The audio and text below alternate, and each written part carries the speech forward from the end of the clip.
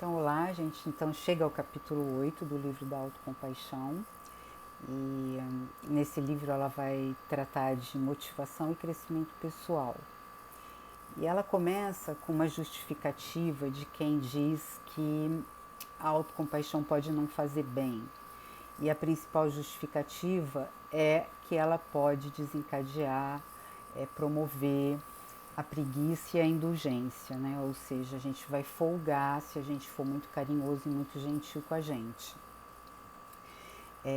Isso vem da crença também muito presente na nossa vida de que só com a punição a gente pode se afastar da indulgência. Né?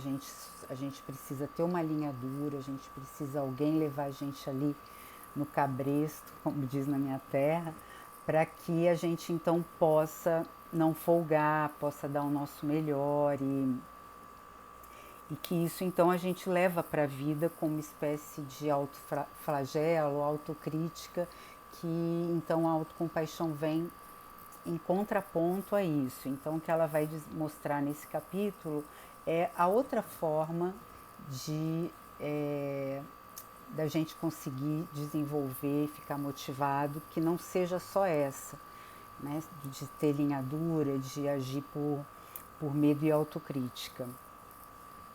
Então ela vai dar dois exemplos, né? Num exemplo ela trata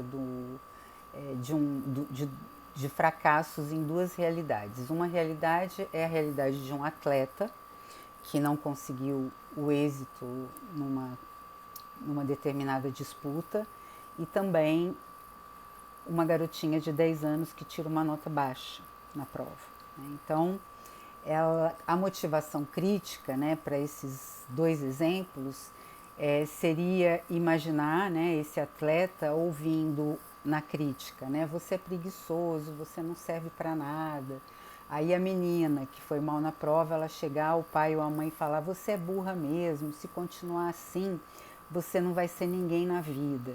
Então isso é o tipo de coisa que fazemos para ver se a gente consegue despertar a motivação através da crítica. Uma outra forma seria a motivação compassiva.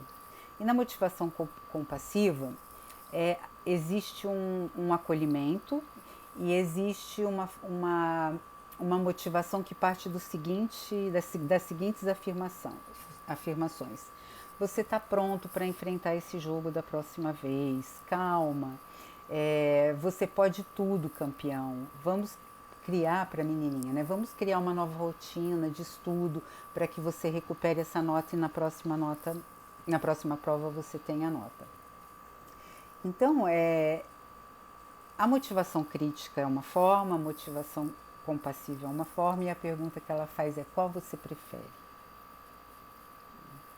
Então, a gente não precisa de muito esforço para lembrar que determinadas falas na nossa infância, determinadas pessoas que dizem algumas coisas muito duras para a gente, quanto isso, né, ficou registrado como uma coisa assim que impediu a gente de conseguir ir adiante ou de superar aquilo que a gente gostaria de fazer pelo medo, né, que desperta de você acreditar nessas frases de crítica que vem com o intuito de motivação.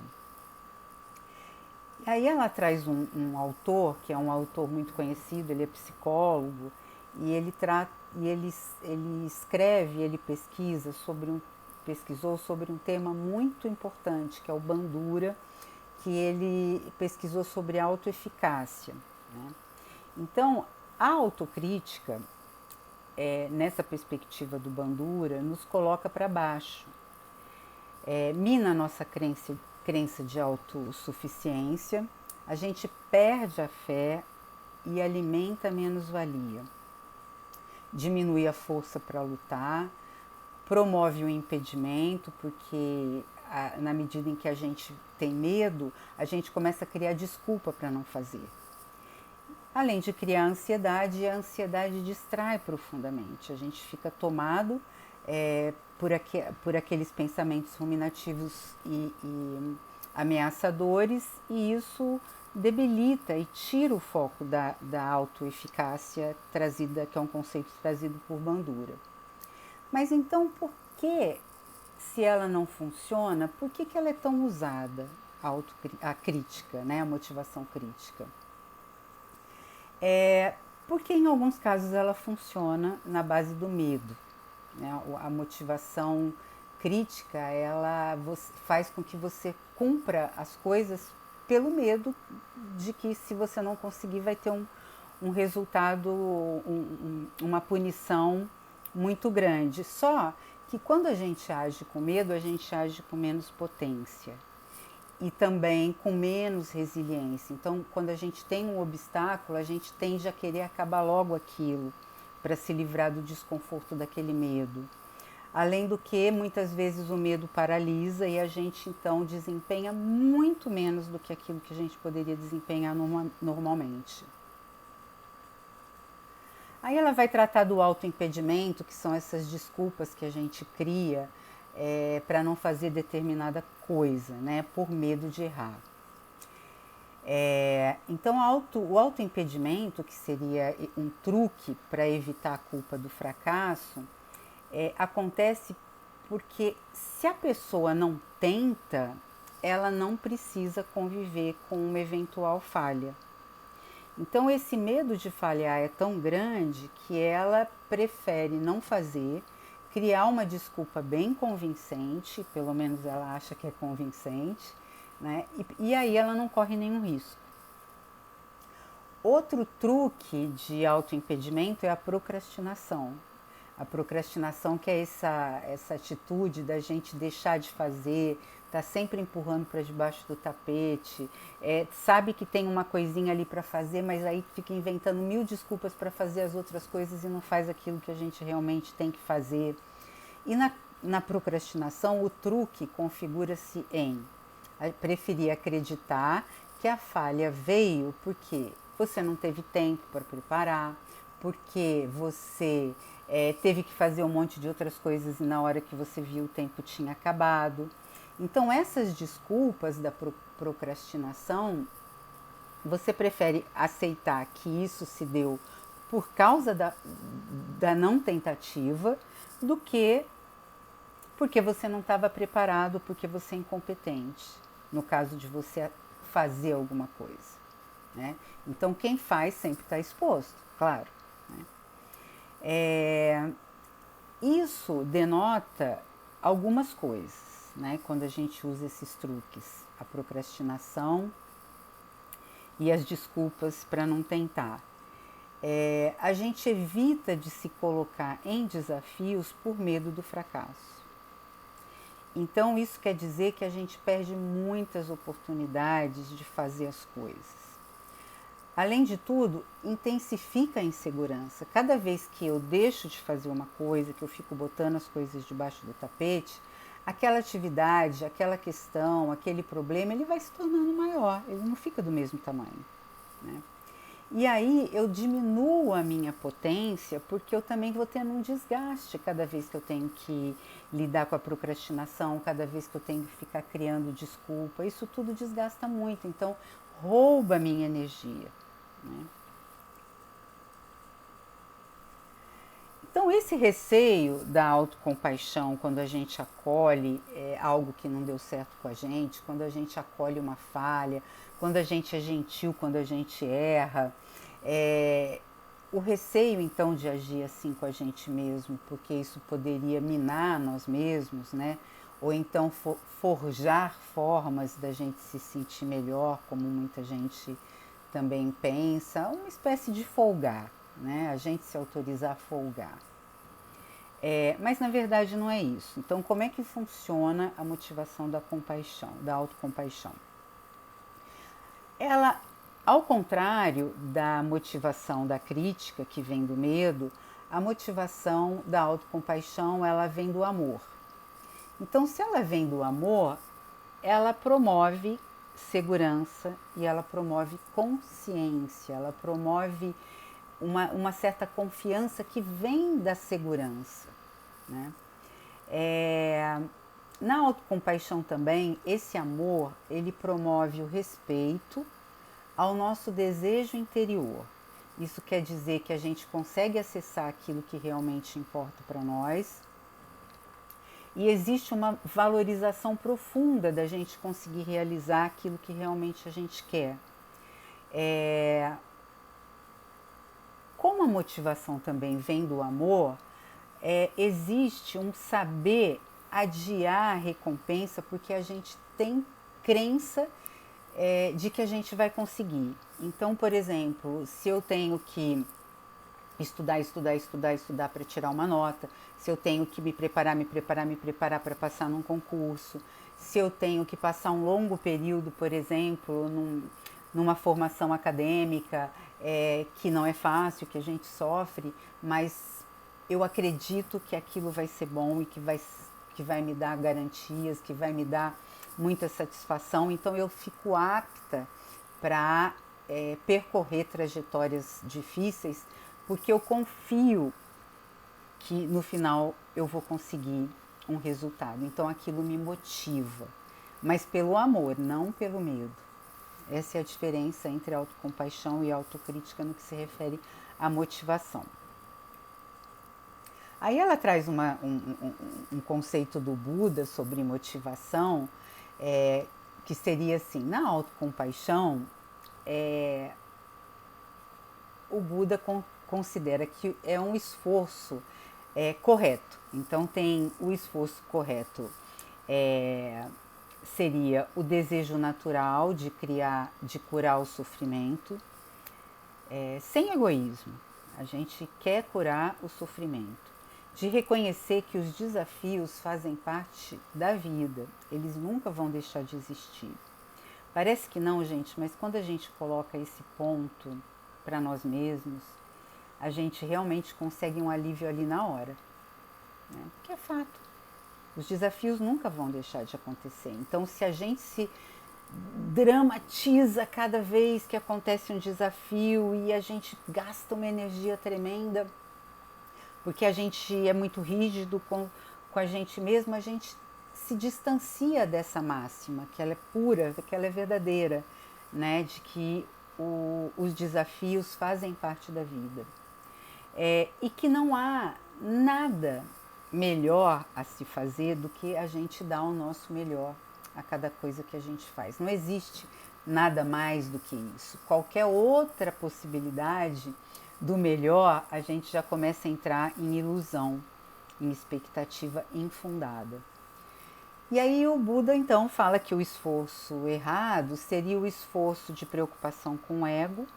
Então toda vez que eu estou muito fixada na minha imagem, no que os outros vão achar, na necessidade de provar para si mesmo que você pode, no desejo de controlar tudo que acontece, porque aí você está iludido que você pode controlar.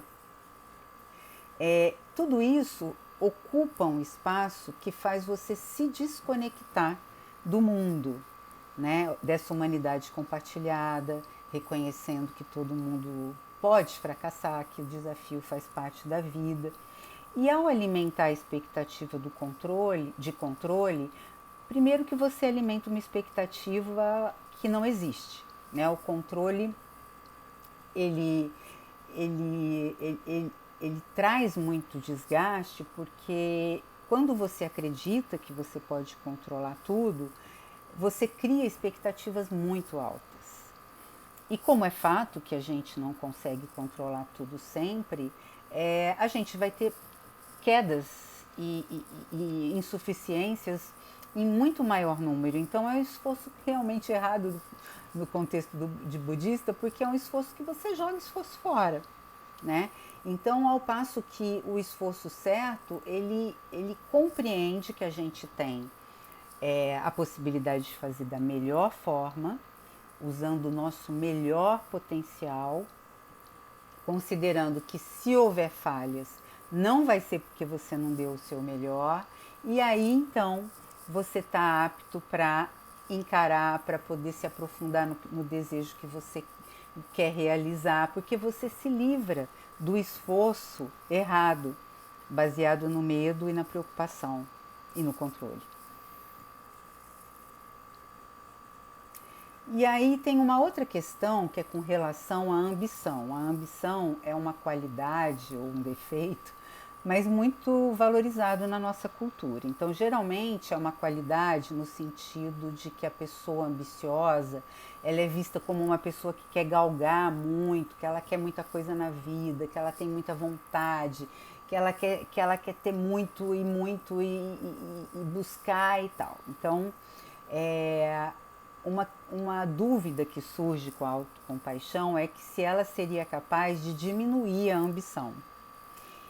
Porque se isso acontecer, é um bom motivo então para a gente não querer desenvolver a autocompaixão, né? Mas aí ela mostra pesquisas que sugerem que é o contrário.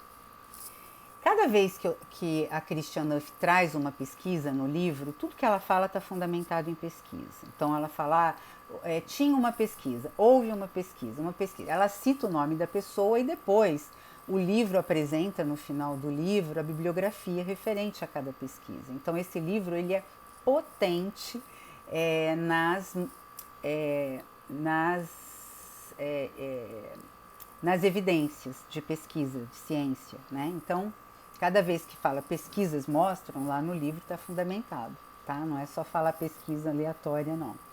Então, as pesquisas sugerem ao contrário, por quê? Porque, segundo uma das pesquisas, as pessoas mais autocompassivas estão mais preparadas para elevar os seus padrões de desempenhos. Elas também podem executar planos para atingir os seus objetivos. Elas não diminuem o nível que desejam alcançar na vida, mas suavizam fracassos e imprevistos. Então, a pessoa mais autocompassiva, na verdade, ela potencializa a ambição, porque ela, ao encarar os riscos para conseguir aquilo que ela quer, ela não deixa de fazer. Ela não deixa de fazer porque, embora todos nós tenhamos medo do fracasso, todos nós não queiramos fracassar, o fato é que a coragem para seguir adiante com o seu objetivo, com a sua vontade, com o sonho de realizar aquilo profundamente, ele vem da coragem motivada pela confiança em você mesmo e pela consideração de que você pode bancar o fracasso. Então isso te dá muito mais margem para você não só manter a sua ambição, como você ampliar a sua ambição assim, de uma forma muito exponencial, muito grande. Aí ela vai trazer um estudo de Carol Dweck, que escreveu Mindset, Nova Psicologia do Sucesso, e que é trazido dois conceitos, né? A meta de aprendizagem e a meta de desempenho. Na meta de aprendizagem, significa que eu quero adquirir conhecimento, eu tenho prazer em adquirir conhecimento, eu tenho prazer em aprender as coisas para ampliar o meu saber, o meu universo. Eu também, na meta de aprendizagem, eu também aprendi que eu já errei e que eu vou errar muitas vezes. A meta de aprendizagem, então, ela naturaliza a questão do erro fazer parte e de querer aprender. E aí, nessa meta de aprendizagem, existe um esforço maior, por mais tempo. Eu consigo sustentar aquilo que eu desejo realizar, eu consigo me manter e suportar adversidades com mais resiliência, porque eu não tenho tanto medo de parecer incompetente para os outros. Então, na meta de aprendizagem, como eu estou focado numa meta de ampliar o meu universo, de aprender com aquilo que eu estou fazendo, cada vez que um erro surge, eu estou pronta para continuar aprendendo e não errar mais. E a meta do desempenho? né? O desempenho é uma coisa muito valorizada na nossa cultura atualmente. Na meta do desempenho, eu quero melhorar a autoestima. Eu quero ser aprovado pelos outros, eu quero evitar o fracasso. E é a mesma coisa de eu querer o 10 fácil, de eu querer dar uma voltinha ali no trabalho na questão ética para poder me sair bem mais do que os colegas, de fazer coisas no trabalho com o objetivo de impressionar o seu chefe. Então, quando você não consegue impressionar as pessoas, quando você não consegue manter a sua autoestima no topo, quando você não consegue ser visto da maneira grandiosa como você gostaria, você se sente muito mal, você se sente muito envergonhado. Então isso faz com que você, muitas vezes, por medo de desempenho ruim, você deixa de fazer. Porque o que está em jogo é a tua imagem, e isso é muito importante, ou a coisa mais importante em meta do desempenho, na qual o fracasso não é muito bem, não é aceito. O desempenho eu tenho que estar sempre ali, muito bem na fita, né? Então, a meta de aprendizagem seria uma motivação intrínseca, que é aquela que a gente busca dentro de nós, dos nossos valores mais profundos, de acessar aqueles nossos desejos, de saber o que a gente quer, de dar ouvidos para os nossos sonhos. Isso é motivação intrínseca e ela é muito mais potente, muito mais resiliente. E a motivação extrínseca, que é essa de querer ganhar recompensa e escapar de punição. Então eu fico o tempo todo nessa tensão de fazer as coisas para impressionar e de não ficar mal na fita em hipótese alguma. Mas a questão da aprendizagem não é uma coisa importante. Tá? Então ela vai tratar agora da questão assim da falha, né? Como é que a falha é vista na autocompaixão e como que a falha é vista na autocrítica. Então, na autocrítica, eu penso na possibilidade da falha como algo que vai estragar tudo. Que eu vou ser mal julgado, que agora pronto, agora acabou, agora não tem mais jeito. Eu muitas vezes vou usar de procrastinação como forma de controle para eu não ter que entrar em contato com a falha e com o fracasso. Porque se eu procrastino ou se eu dou alguma desculpa e não faço, eu não falho, mas só que eu também não executo, eu também não realizo, né? Então, às vezes, a autocrítica ela é tão dura que a pessoa prefere o não fracassei, apenas não tive tempo suficiente. E a falha e o fracasso na autocompaixão? Aí a gente sabe que o erro faz parte da humanidade. Tem-se também na falha e no fracasso a compreensão de que se houve aprendizagem, eu de fato não fracassei assim, porque eu já tenho os recursos para tentar novamente, porque eu aprendi com aquilo. Eu estou pronto para acolher a falha, porque ela é um sinalizador de como é o caminho que eu devo ter na etapa seguinte, quando eu recomeçar. Então, eu tenho uma abertura para acolher a falha e eu quero compreender, eu quero entender onde eu falhei para reformular e não falhar da próxima vez. Ou seja, eu tenho uma motivação para fazer de novo. Eu não medo de fazer de novo e errar. Tá?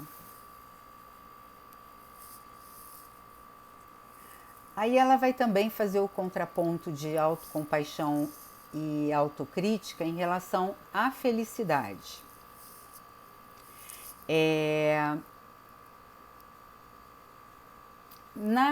A felicidade genuína, né, que é aquela que todos nós queremos ter, que é duradoura, que é a gente realizar todos os nossos sonhos. Quando a gente é compassivo, a gente tem mais autenticidade e a gente consegue autonomia para buscar realizar os nossos sonhos.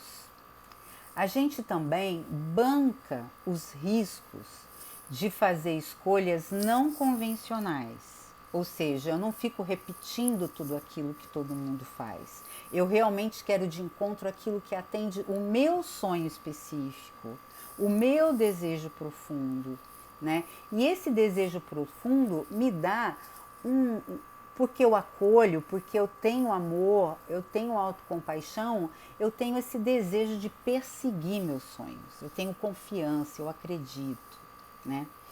E na autocrítica? Na autocrítica eu tendo a me conformar a fazer menos, porque aí eu erro menos.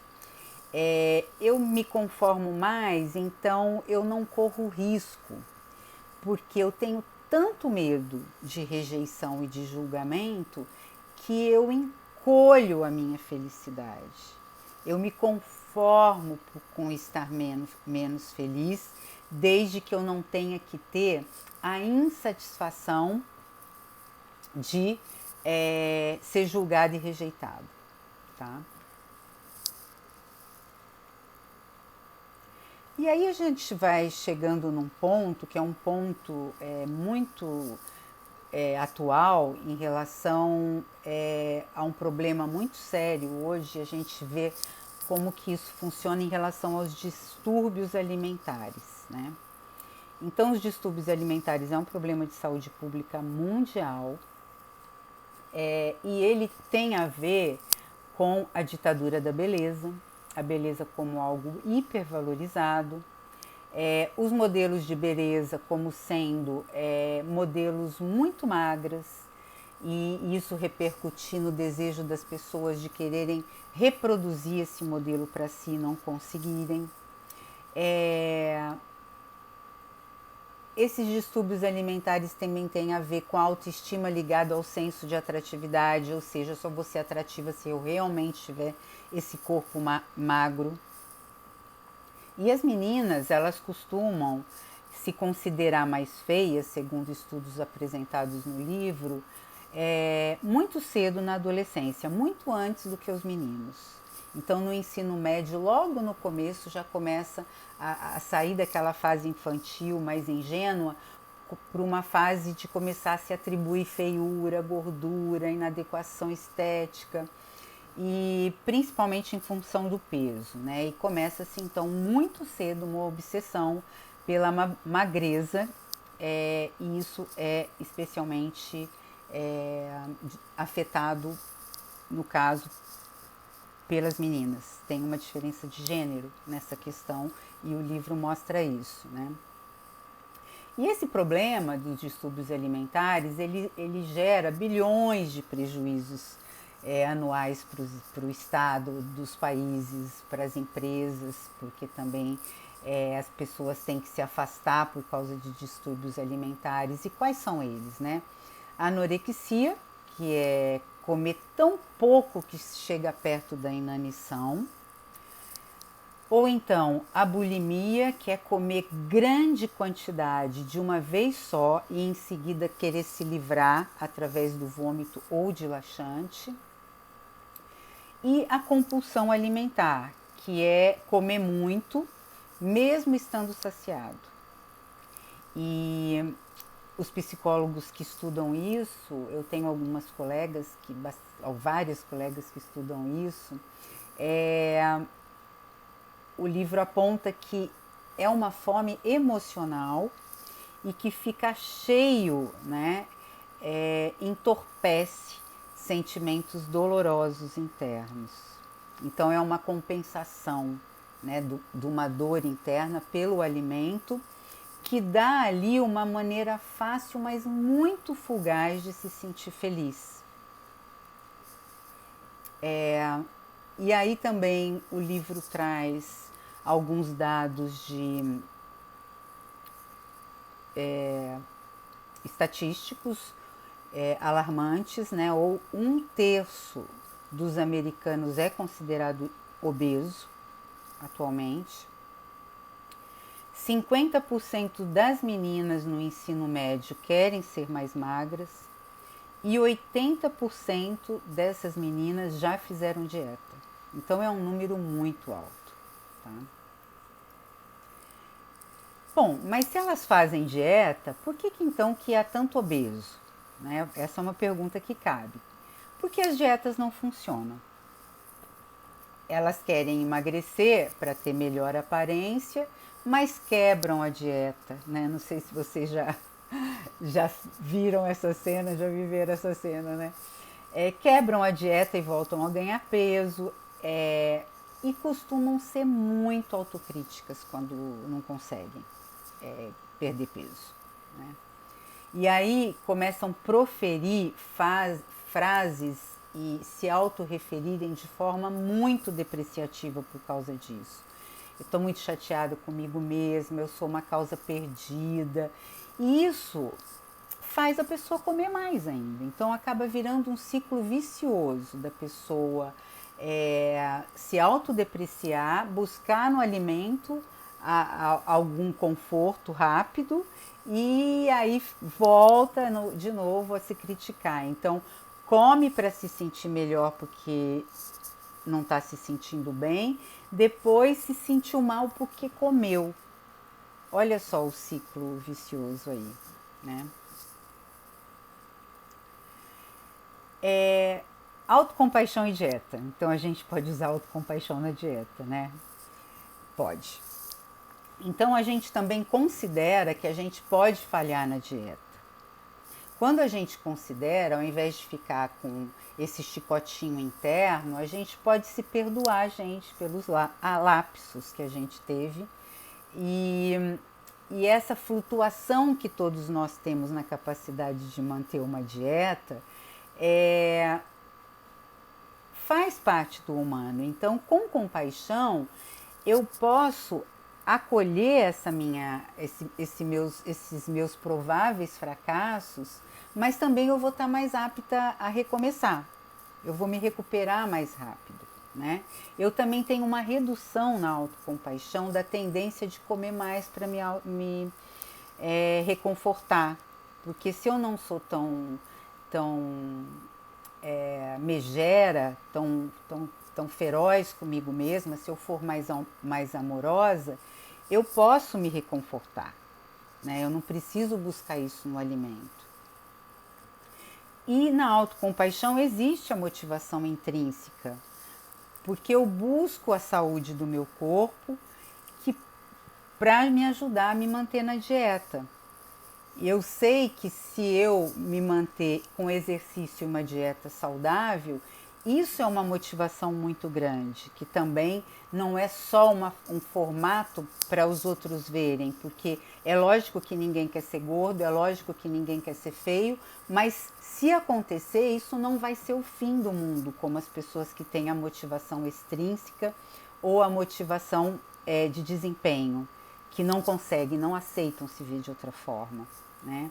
Então ela traz o exemplo da Oprah, que sempre foi uma sanfona com dietas e isso sempre foi muito televisionado e que hoje em dia ela tem como meta que ela quer ter o peso que o seu corpo pode sustentar.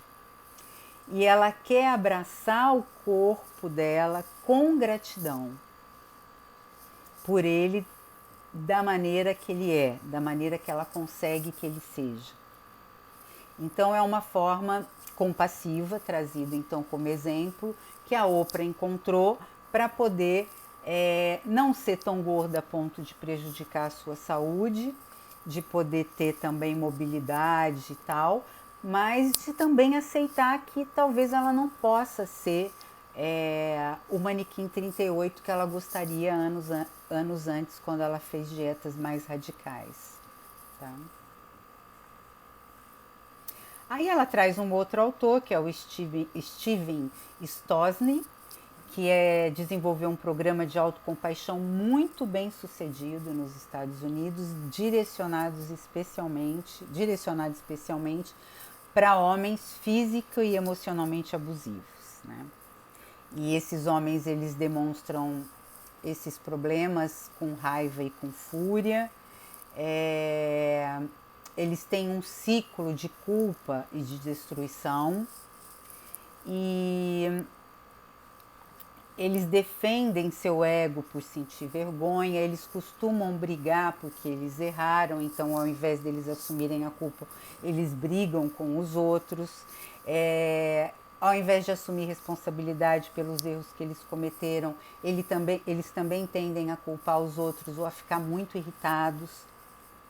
E nesse programa, então, do Steven, que se chama Amor Sem Dor, que tem até um livro com esse nome, eles aprendem a ver a vulnerabilidade escondida na fúria. Porque quando a gente tem que esbravejar, ficar furioso, ficar com raiva, a gente sabe que no fundo é porque a gente não está bem. Que tem ali uma vulnerabilidade escondida naquela fúria. Então, esse programa também se propõe a gerenciar a raiva com o treinamento da autocompaixão, principalmente no homem cuja a crença, né, que os homens costumam desenvolver na questão da invencibilidade, de sempre eles serem os fortões, de não chorarem, de terem força. Então, quando eles são confrontados com a insuficiência, eles costumam ter muita raiva, porque eles têm muita expectativa de autossuficiência e de invencibilidade. Então, esse programa ele é muito bem sucedido. Esse nome de livro, Amor Sem Dor, é também um livro muito vendido, que trata exatamente dessa questão de como você encontrar a vulnerabilidade escondida atrás da raiva. E, finalmente, ela traz as afirmativas do porquê que a autocompaixão motiva o crescimento pessoal, que é, afinal, o tema desse capítulo. Então, a autocompaixão motiva, ela é muito mais motivadora do que a autocrítica, porque a autocompaixão não nos deixa fora do ar. Ela suaviza o golpe do autojulgamento, ela ajuda a ver com mais clareza, porque quem é autocompassivo quer entender o fracasso para poder fazer novas estratégias baseadas na aprendizagem. A autocompaixão também reconhece a nossa humanidade imperfeita, e isso é muito efetivo quando a gente coloca o nosso erro nessa bandeja geral de todo mundo errar, porque isso é uma verdade. A gente não precisa levar tão a sério tudo assim, porque todos nós erramos, então isso dá uma margem de manobra acolhedora e amorosa para a gente seguir em frente. A gente também, com autocompaixão, fornece mais segurança emocional para nós mesmos, para continuar tentando, para superar as batalhas, para considerar que quando a gente errou, a gente pode reparar, a gente pode pedir desculpa. Enfim, né, a conclusão que o livro nesse capítulo traz e denota é que quanto mais a gente for autocompassivo, quanto mais a gente acessar a motivação pelo amor, pela aprendizagem, pela motivação intrínseca, mais a gente vai conseguir ter resultado. Eu espero ter colaborado e até o próximo capítulo.